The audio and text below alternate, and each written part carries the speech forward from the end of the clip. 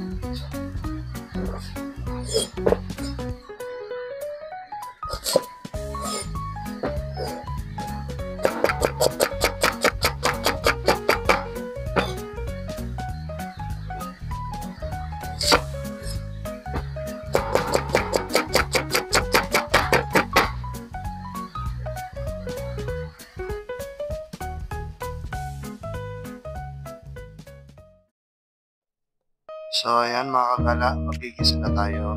Sa pagigisa ko, inuuna ko lagi dyan ang luya para medyo matusta natin yung luya at pahuli na natin yung bawang para hindi masunog or matusta natin yung bawang.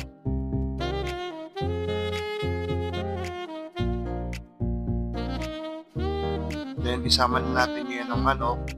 Igigisa natin siya sa patis. Kailangan masangkot siya natin siya na maigi sa patis para may lasa na agad yung ating manok.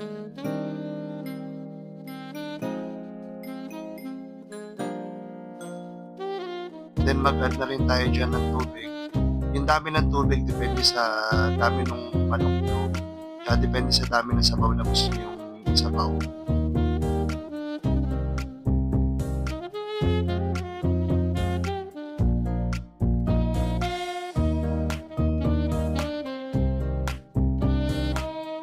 Bale dyan kailangan natin i-check yung lambot ng ating papaya kung okay na siya.